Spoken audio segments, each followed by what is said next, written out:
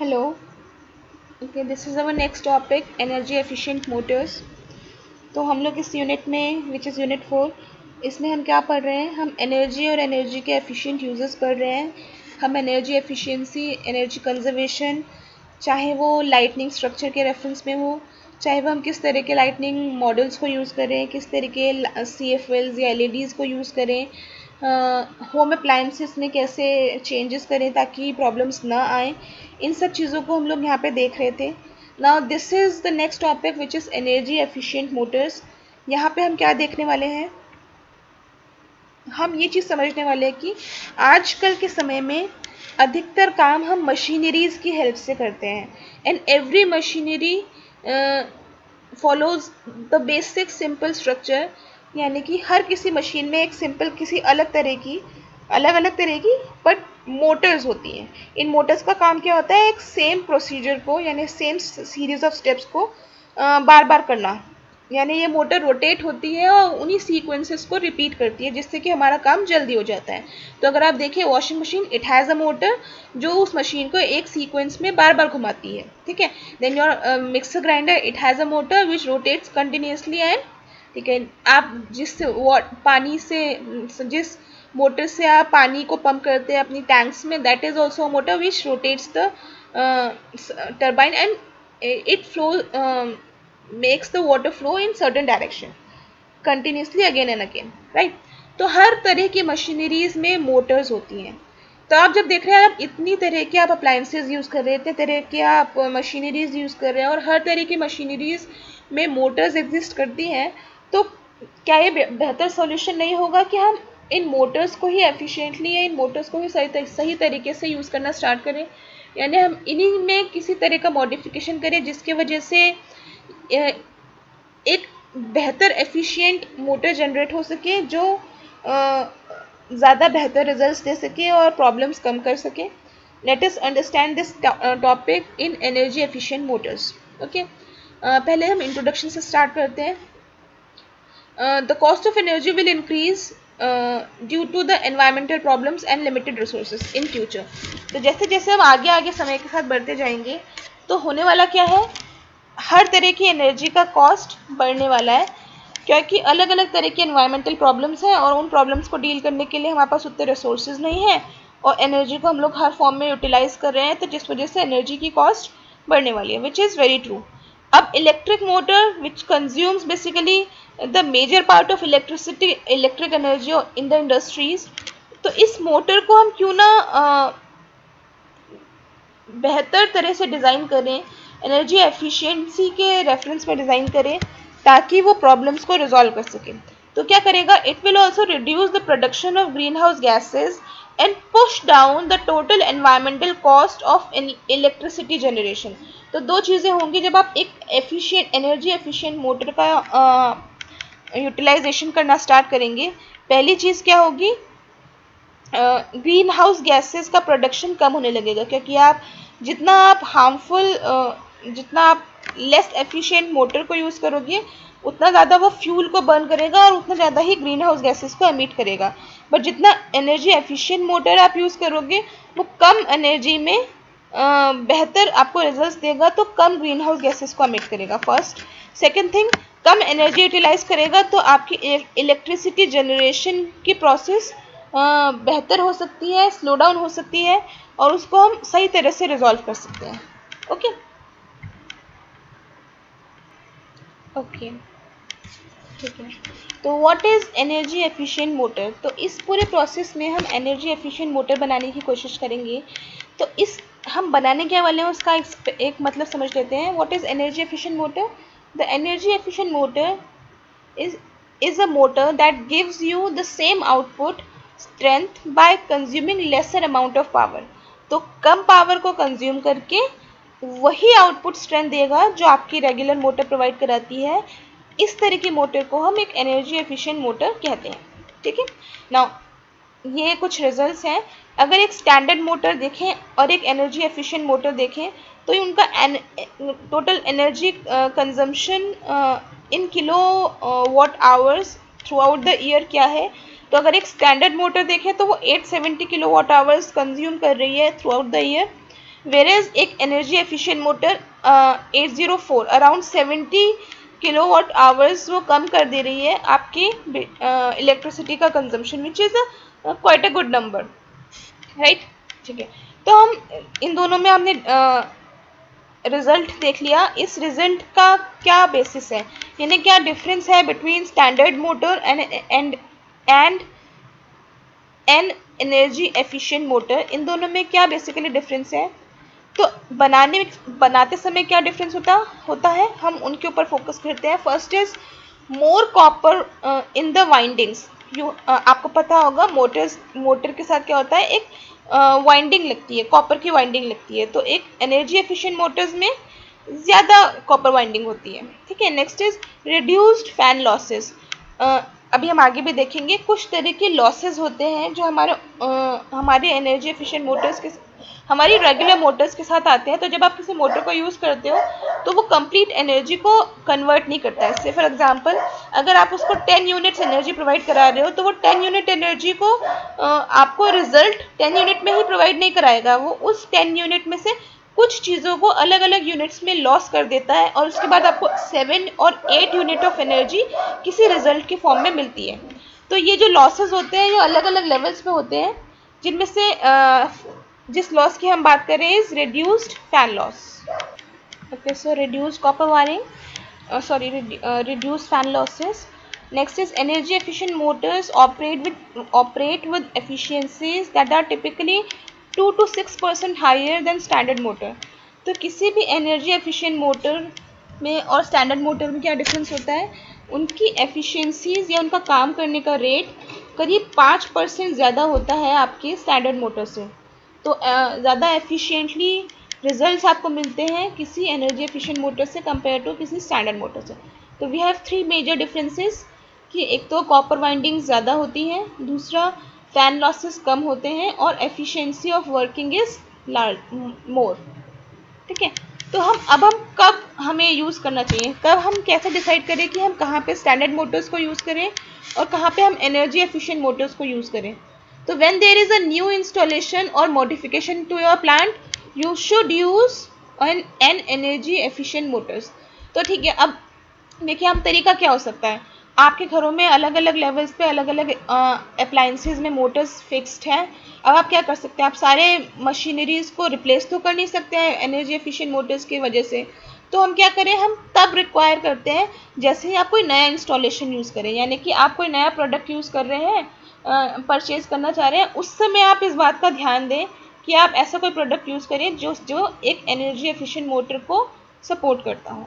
Same cheese on larger scale, आप जब industries में वर्क कर रहे हो, आप इंडस्ट्रीज़ में नई मशीनरीज़ को इम्प्लीमेंट कर रहे हो, इंस्टॉल कर रहे हो, उस समय हम ध्यान दें कि हम एक बड़ा पोर्शन इंस्टॉल करने जा रहे हैं, तो हम कोशिश करें कि हम एक एनर्जी एफिशिएंट मोटर को इंस्टॉल कर लें। ठीक है, नेक्स्ट कब यूज़ करें, when old motors are damage and new rewinding is required. तो जब आपकी पुरानी मोटर किसी वजह से काम करना बंद कर चुकी है, डैमेज हो चुकी है, तो आप क्या करें, आप उसको ठीक कराने जब जाते हैं तो आप उसको ठीक कराने के दौरान उसमें ज़्यादा कॉपर वाइंडिंग्स इंप्लीमेंट करवाइए, जिसके वजह से क्या होगा, वो एक kind of new energy efficient motor में कन्वर्ट हो जाएगी।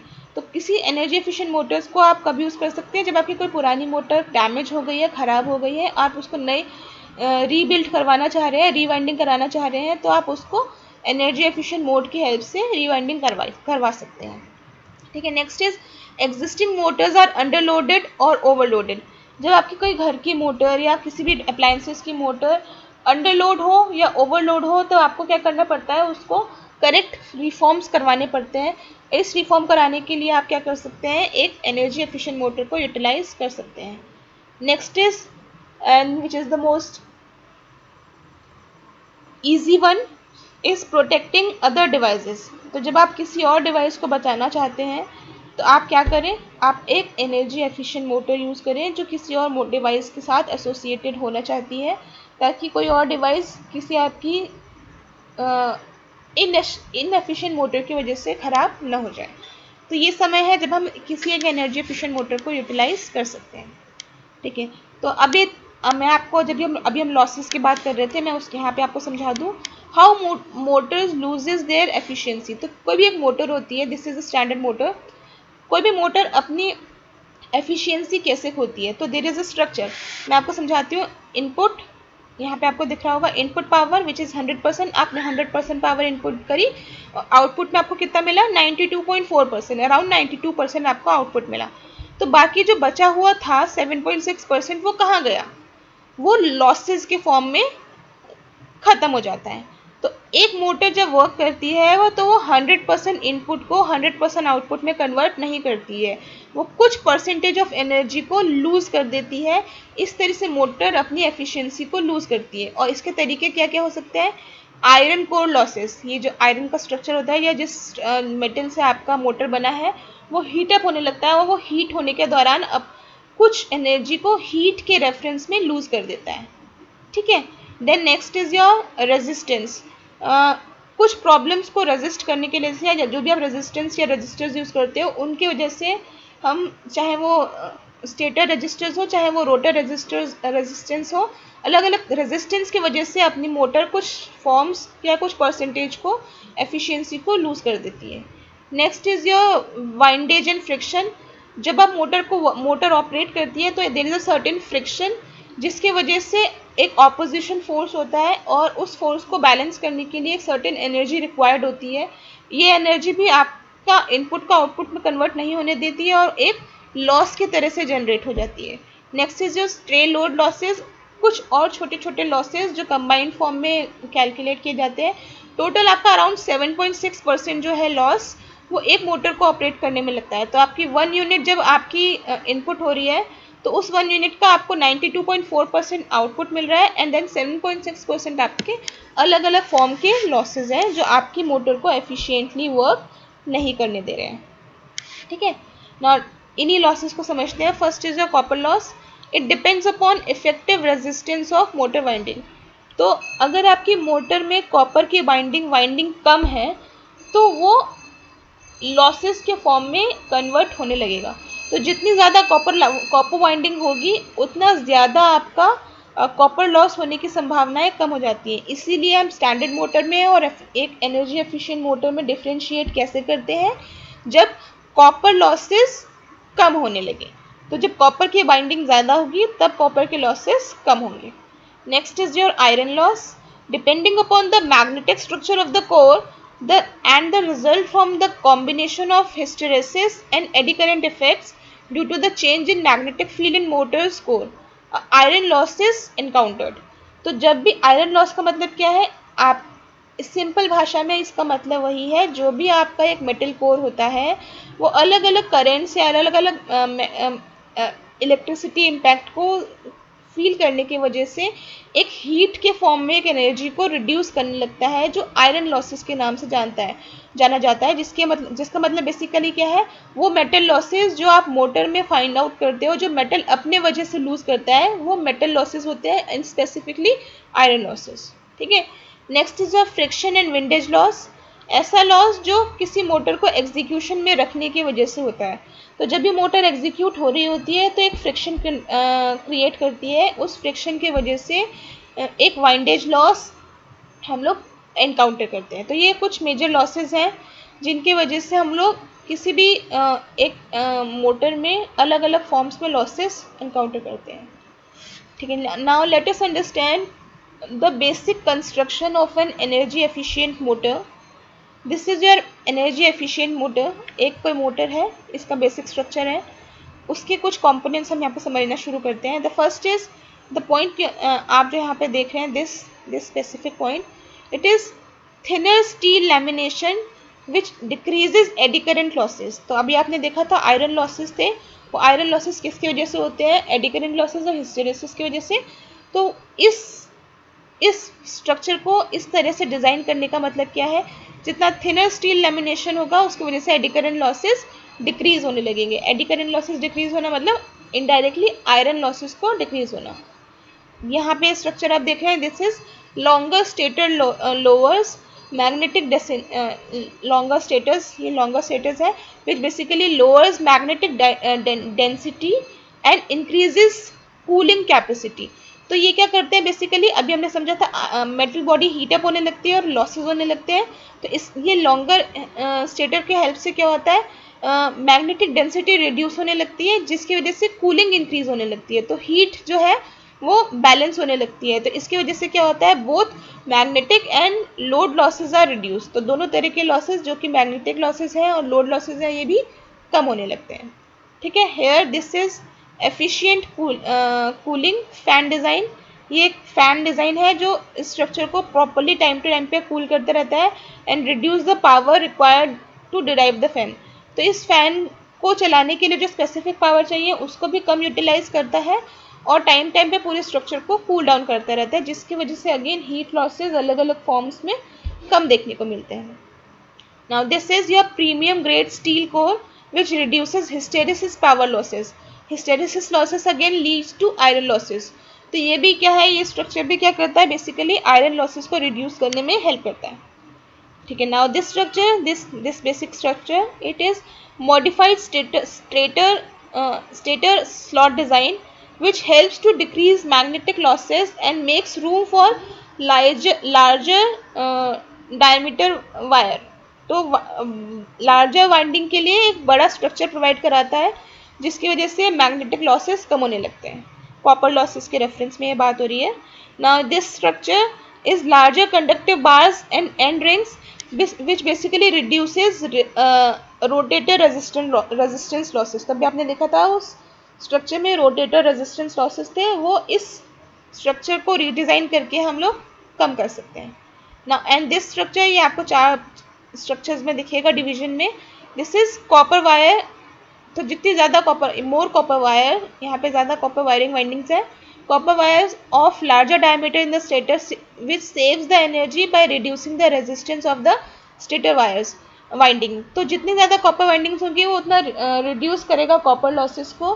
तो अलग अलग लेवल पे हम यहाँ पे देख पा रहे हैं, अलग अलग कॉम्पोनेंट्स को रीडिज़ाइन या रीस्ट्रक्चर करने के हेल्प से हमने अलग अलग तरह के लॉसेस को रिड्यूस कर चुका है। तो बेसिकली समरी अगर समझाया जाए तो अब क्या होगा, अब अगर आप 100% इनपुट करेंगे तो पहले आपको 92% अराउंड आपको आउटपुट मिल रहा था। Now this time you will get may be 95% और 96% आउटपुट, यानी it will be more efficient, यानी जितना आप इनपुट कर रहे हैं उसका ऑलमोस्ट कंप्लीटली आपको आउटपुट में मिल जा रहा है। ठीक है, now let us understand the cost of energy efficient motor. इस तरह की मोटर्स को बनाने में लगभग कॉस्ट कितनी लगेगी, तो usually it is of normal cost, बहुत रेगुलर कॉस्ट है क्योंकि हम बहुत ज़्यादा मेजर चेंजेस नहीं कर रहे हैं। And slightly more than the normal Motors, it is about 15 to 30% more than the normal Motors. तो रेगुलर मोटर्स की जो कॉस्ट होती है उसमें अगर अराउंड 15% से 30% के बीच में आपकी कॉस्ट इंक्रीज होगी। बहुत ज़्यादा लार्जर या कॉम्प्लेक्स या कॉस्टली कंपोनेंट्स को हम यूज़ नहीं कर रहे हैं, इसलिए इसकी कॉस्ट बहुत ज़्यादा इंक्रीज नहीं होती है। So in future the initial cost may be available at the same cost as the standard motor when the population of energy efficient motors is increasing. तो अगर हर फील्ड में एनर्जी एफिशिएंट मोटर्स को utilize करने लगे तो इसकी initial cost भी रिड्यूस होने लगेगी, यानी हमको इतना भी पे नहीं करना पड़ेगा कंपेयर टू स्टैंडर्ड मोटर्स जितना हम अभी पे करते हैं। क्या हम कितनी हमें सेविंग मिलने लगेगी अगर हम एक एनर्जी एफिशिएंट मोटर्स यूज़ करेंगे। तो ये आपका स्ट्रक्चर है, इतनी हाउस पावर की आप मोटर्स यूज़ कर रहे हैं और आपकी इतनी एनुअल सेविंग हो रही है। तो अगर आप 5 हाउस पावर के मोटर यूज़ कर रहे हैं then you are saving $17 annually. Similarly ऐसे ही बढ़ते बढ़ते अगर आप 200 हॉर्स पावर की कोई मोटर यूज़ कर रहे हैं then you are saving around $537 yearly. तो you can see the savings we are not only saving the cost, we are also helping the environment to rebuild and reduce the harmful effects which are caused by standard motors using greenhouse gases. Okay, तो ये कुछ advantages हैं जो हमने इस पूरे structure के दौरान समझे एक एनर्जी एफिशिएंट मोटर के। First is it operates more satisfactorily under abnormal voltage. अगर आप कांस्टेंट वोल्टेज फ्लक्चुएशन के साथ किसी मोटर को ऑपरेट कर रहे हैं then it will give you better results than a standard motor. Like next is electric power saving by using energy efficient motor, we are basically saving energy throughout.